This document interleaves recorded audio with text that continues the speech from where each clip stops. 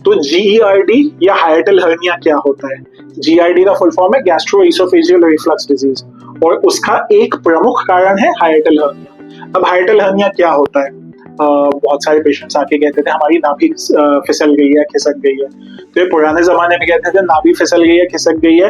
अब मैं ये एग्जैक्टली तो नहीं कह पाता कि पुराने लोग इसी चीज को वो कहते थे, बट हमारे खाने का पाइप, जहाँ पे फूड पाइप जो होता है, जहाँ पे वो खत्म होता है और पेट चालू होता है, तो वहां पे एक वॉल्व जैसी चीज होती है जिसको हम कहते हैं लोअर इसोफेजियल स्फिंक्टर। इसको हम वॉल्व क्यों कह रहे हैं? क्योंकि इसका काम है जब हम खाना खाते हैं ये उसको नीचे तो जाने देगा, लेकिन जैसे ही पेट भर जाता है, चाहे हम भाग दौड़ करते हैं, जब हम हिलते हैं, चाहे हम उल्टा सो जाते हैं, तो ये वॉल्व का काम है उस खाने को ऊपर आने से रोकना। जैसे एक पानी की बोतल होती है या ग्लास होता है, आप उसको टेढ़ा कर दो तो सारा पानी गिर जाएगा।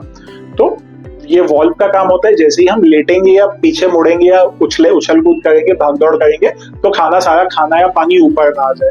अब दिक्कत क्या होती है? ये वॉल्व होता है एग्जैक्टली हमारी छाती और पेट के बीच में एक डायफ्राम या पर्दे जैसा होता है, जहाँ पे पर्दा होता है उसी के बीच में ये वॉल्व आता है।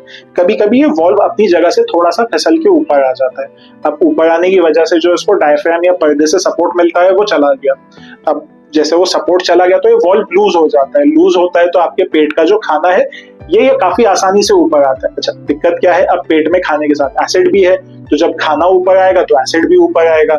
इसी एसिड के ऊपर आने को हम GERD या एसिड गैस्ट्रोइसोफेजियल रिफ्लक्स कहते हैं, यानी कि पेट में से या गैस्ट्रिक में से इसोफेगस में होने वाला रिफ्लक्स। अब इस रिफ्लक्स से समस्या क्या है? कई बार जब रिफ्लक्स ज्यादा हो जाए तो खाना गले तक आ सकता है या उल्टी आ सकती है। कई बार पेशेंट्स कहते हैं डॉक्टर हम जब भी खाना खा के तुरंत सो जाते हैं, वो खाना नाक में या मुंह में या उल्टी के तौर पे आ जाता है। अब ऐसे तो जैसे ही खाना ऊपर आता है हमारी नींद खुल जाती है, हम खाने को वापस नीचे ऐसे निगल के गला चला के नीचे ले लेंगे। लेकिन एक बड़ी समस्या क्या हो सकती है, खास करके जो बुजुर्ग हैं, जो थोड़े स्लो हैं या गला इतना अच्छा नहीं है या तेजी से काम हाथ पैर नहीं उठ सकते हैं, एकदम से उठ के बैठ नहीं सकते हैं। कभी कभी होता है ये रिफ्लक्स हुआ, गले में आया और लंग्स में चला गया। इसी को हम कहते हैं एस्पिरेशन निमोनाइटिस।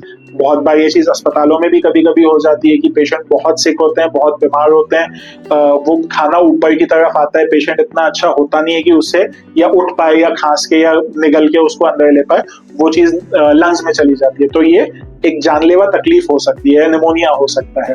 तो हाइएटल हर्निया पता कैसे चलेगा? हाइएटल हर्निया पता चलने के लिए जो एक सबसे साधारण जांच है वो है एंडोस्कोपी, जिसको हम अपर GI एंडोस्कोपी या वीडियो एंडोस्कोपी कहते हैं। तो हम एक एंडोस्कोपी करते हैं, हम गले से इसोफेगस से जाके इस वॉल्व को देख सकते हैं, कितना ढीला है ये देख सकते हैं, फिसला है या नहीं है वो देख सकते हैं। साथ ही साथ एंडोस्कोपी में बाकी चीजें भी पता चल जाती कि पेट में कहीं कोई अल्सर्स तो नहीं है, पेट का आगे का रास्ता खुला है या नहीं है, पेट में H. पाइलोरी का इन्फेक्शन है या नहीं है। तो इसलिए हाइएटल हर्निया को अगर आपको बार बार खाना ऊपर आता है, छाती में जलन होती है, खट्टा डकार आता है, उल्टी आ जाती है, तो एक एंडोस्कोपी करके अपने हाइएटल हर्निया को देख सकते हैं। Thank you.